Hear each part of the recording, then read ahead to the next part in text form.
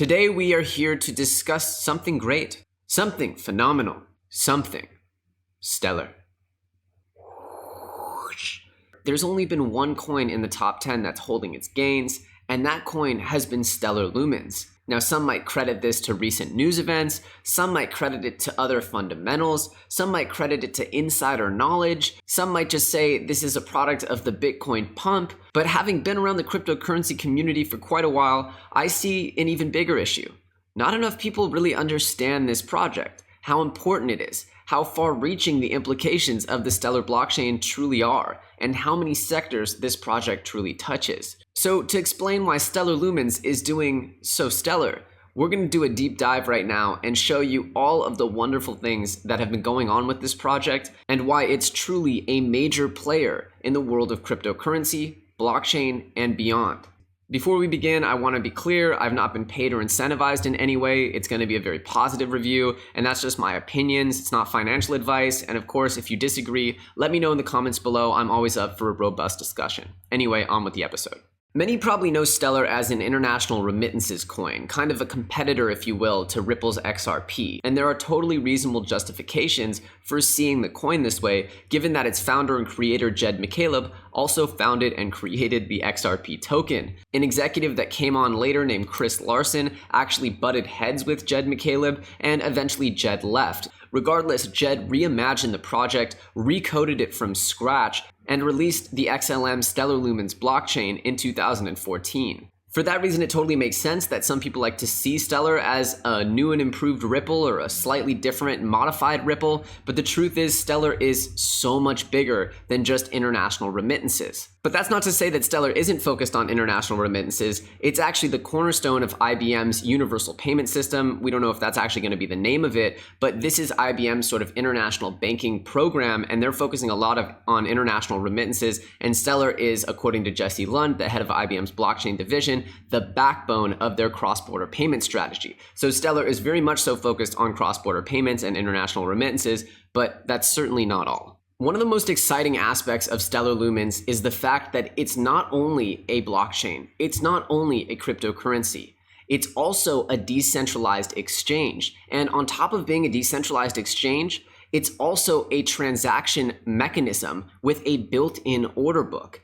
Now, to explain this a little further in depth, we're going to go through an article released by the StellarX exchange, which is about to come out this summer, sometime this summer, on the Stellar Lumens blockchain. StellarX is built upon Stellar. Now, the back end of Stellar, it has all this technology built. StellarX is essentially just a front end, a consumer-facing set of tools that allow you to take advantage of the technology already built into Stellar. Now, for that reason, you have to understand that other exchanges besides StellarX can actually come and build these tools. Anyone can code up a decentralized exchange on Stellar and tap into their order book. It's as simple as coding up a front end if you're a developer.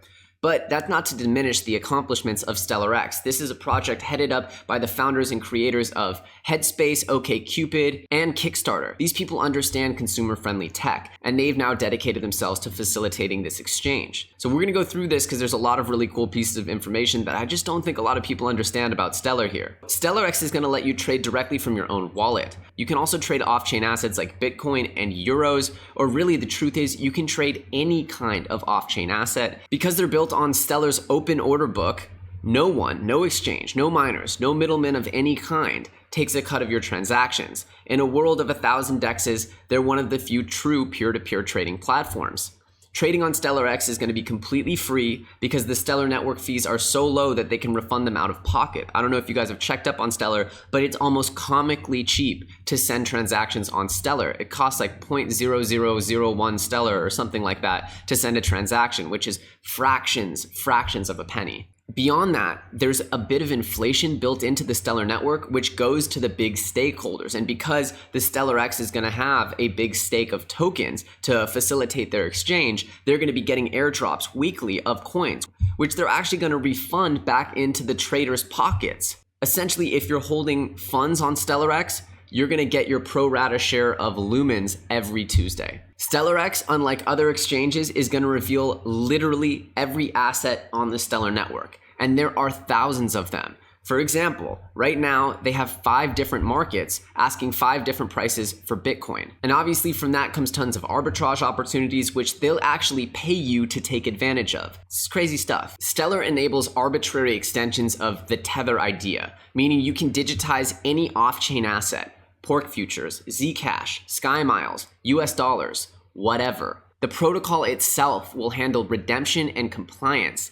Stellar therefore unifies disjoint economies and blockchains into a single market. Stellar obviously supports native ICOs. We're going to go through some of their cool ICOs in just a second, trying to show you exactly how cool this project is and why so many very interesting projects are choosing to build on them. Beyond this, you have to know Stellar has a built-in order book. It's not just a ledger, it's a transaction system. And on top of that, Stellar itself is a DEX. It's not like DEXs are being built on Stellar. Stellar is a DEX and people are building tools to access that DEX. So it's just a consumer-facing tool, a front end, if you will, built on Stellar's already robust DEXy backend, if that makes sense. So when you hear the news of Stronghold being the first venture-backed USD stablecoin that's backed by IBM on the Stellar network, that means that you have huge anchors of liquidity, big pools of money, essentially creating a bunch of US dollar equivalents on the Stellar network that can be tokenized and traded just like US dollars. Obviously, we're used to the concepts of Tether, we're used to the concepts of true USD, but this is just the beginning. And we'll hear in just a couple minutes how this has already been done for euros. And you can see with Stellar making it so easy to tokenize and tether an asset that this is going to start happening with all different kinds of assets, any asset type, making it so that you can trade your Bitcoin for like pork, for sheep, for Google stock, anything you want to trade, your cryptos or your fiat or any value holder can be traded. And that's why news like these USD backed or venture backed USD stablecoins are making really big waves, because it pushes the actual utility of trading, of allowing for free trade of any type of value to actually be a reality. The idea of a decentralized exchange, we're still waiting on just whatever's ERC20 compliant or just whatever's on the NEO network, Net5. And we hear about different concepts in the decentralized exchange world, but building it in natively into the blockchain, like Stellar has, enables for some truly robust functionality, which the world hasn't even been able to see. It hasn't even been able to tap into that yet, but it's just about to happen in the next few days, potentially, or weeks or months. There's not a set date on StellarX's release, but you can sign up for their invite list on their website, stellarx.com. Check it out, because all this stuff is very important to understanding why Stellar is actually an incredible utility for the blockchain space. We also got word back in May that Stellar got approved for listing on the NASDAQ exchange, and that NASDAQ's partnership with the Gemini exchange is going to include their listing of Litecoin, Stellar Lumen, and Bitcoin. So we know for sure that Stellar Lumen is going to be BIT licensed approved, or approved by the hardest regulator, which is the New York Department of Financial Services. The NYDFS is extremely stringent in how they regulate the listing of coins. And so we know for sure that because it was listed on the BIT licensed exchange, that Stellar Lumen is, quote, passing the test. And of course, that's why it's a very comfortable proposition for Coinbase to announce that they might list them, because they know that Stellar Lumens is one of the most approved cryptos. It's passed the sniff test in New York, and that's one of the hardest tests to pass. So we can assume now that Stellar Lumens is going to be really able to be listed anywhere that Bitcoin or Ethereum is listed, because it's not going to be deemed like a securities or put in some weird category. We know that Stellar is going to be one of the ones that has free access. And that's what's also so exciting about it, is that it hasn't quite even gotten listed on these big exchanges like Coinbase or the sort of more mainstream ones like Robinhood. And so we likely have all that to look forward to. We also got word that Stellar is the first distributed ledger protocol to receive Sharia compliance certification in the money transfer and asset tokenization space. So we do know that Bitcoin has received some Sharia compliance, and we think that Stellar is the first one of its kind to receive Sharia compliance in the asset tokenization space and the money transfer space. We also have some pretty awesome ICOs coming out on Stellar, like Tempo, which is a money transfer service. It's licensed with the Bank of France already, and they have the first sort of France-European sort of Euro stablecoin anchor. And so this is another big sort of step forward, having legitimate payment transfer mechanisms being built in and sort of supported on the Stellar blockchain. Stellar needs liquidity anchors, these big anchors to allow for people to buy and trade in various different commodities. And so having that infrastructure sort of set up already is what's going to push forward the really utility of this platform and really allow anyone to convert into euros or convert into dollars and know that those dollars are backed backed by real dollars, or those euros are backed by real euros, and just allowing for the fluidity of trade across any type of asset. This is the excitement, and something like Tempo is really pushing the, tempo on money transfer and evolving the Stellar ecosystem. Furthermore, Stellar doesn't use proof of work, it uses proof of stake, obviously allowing for it to consume far less electricity. And in supporting native ICOs and being one of the most robust sort of ecosystems to support native ICOs,